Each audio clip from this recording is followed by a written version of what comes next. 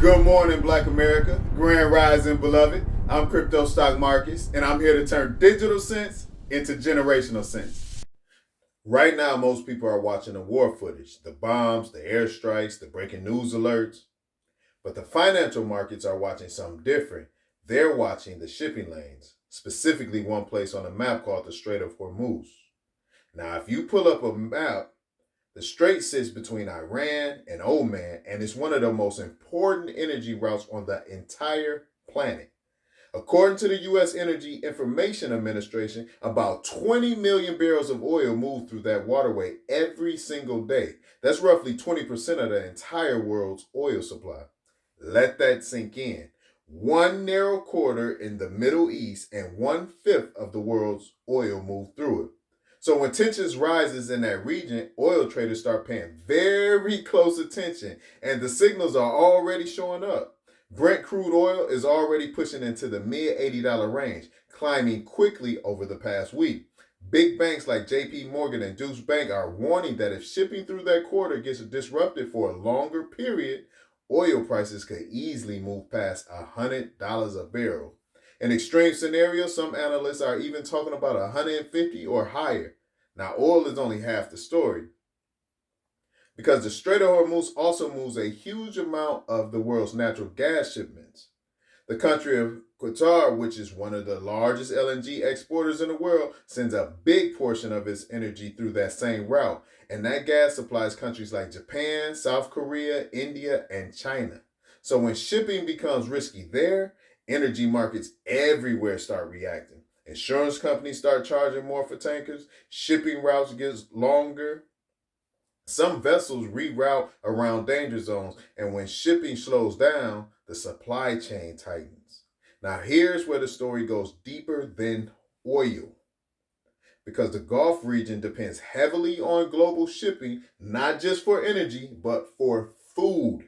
Countries like the UAE import close to 90% of their food. Saudi Arabia imports the majority of its food supply as well. Kuwait imports nearly everything. Why? Because most of that region is desert. There are very few rivers, very little farmland, and very little fresh water. So the system works like this.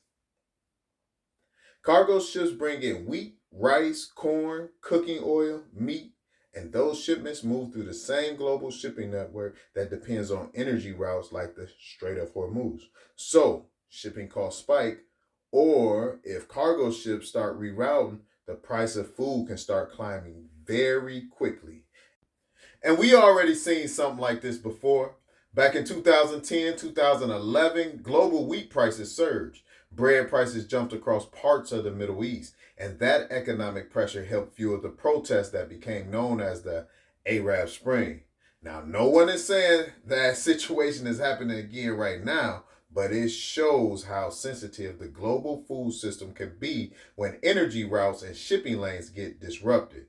Because energy sits at the bottom of the entire economy. Oil moves truck, oil moves cargo ship, oil fuels airplane, natural gas powers electricity plants, energy helps produce fertilizer, which helps grow food. So when energy prices rise, the cost starts moving through the entire system. Fuel prices go up first, then shipping, then manufacturing, then food. And eventually you see it show up in the grocery store.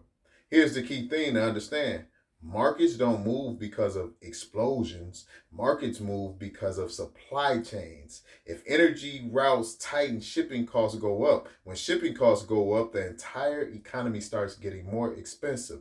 That's how a conflict thousands of miles away end up affecting your gas bill and your grocery bill. Now watch this next part closely, because energy markets are only one signal. The financial system is sending another one. Now, this is where things get interesting. While energy markets are reaching to what's happening in the Middle East, lawmakers in Washington are also trying to figure out how digital assets fit into the financial system. Members of Congress are discussing legislation like the Clarity Act, which is designed to set clear rules for how crypto markets operate in the United States. The reason that matters is simple. When rules become clear, institutions move in, and when institutions move in, markets grow fast. At the same time, another conversation is starting to heat up around Bitcoin payments. Senator Cynthia Lummis has been pushing the idea that small Bitcoin transactions should not trigger capital gains taxes. Right now, if you spend Bitcoin, technically, every purchase can create a taxable event. So lawmakers are discussing whether that rule should change. If those tax barriers disappear, Bitcoin could start functioning more easily as a payment system. Now, while all of this is happening in Washington, another shift is quietly happening around the world. Central banks are buying gold again. According to the World Gold Council, central banks have been purchasing gold at one of the fastest rates seen in decades. Countries like China, Russia, India, Poland, and Singapore have all increased their gold reserves. Why? Why are they doing this? Because gold doesn't rely on another country's promise to pay. It doesn't depend on a banking system. It just exists. So right now, several different signals are flashing at the same time. Energy markets tightening, shipping routes become more expensive, central banks increasing gold reserves, and lawmakers rewriting rules around digital assets. When those signals start appearing together, it usually means the financial system is adjusting to something new. The system always leaves clues.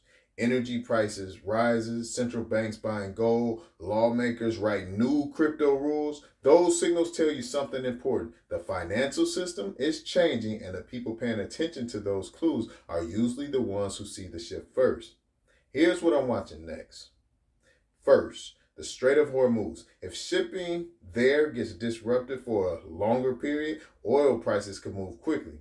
Second, energy shipping costs. When tanker insurance and freight rates spike, that usually means supply chains are tightening.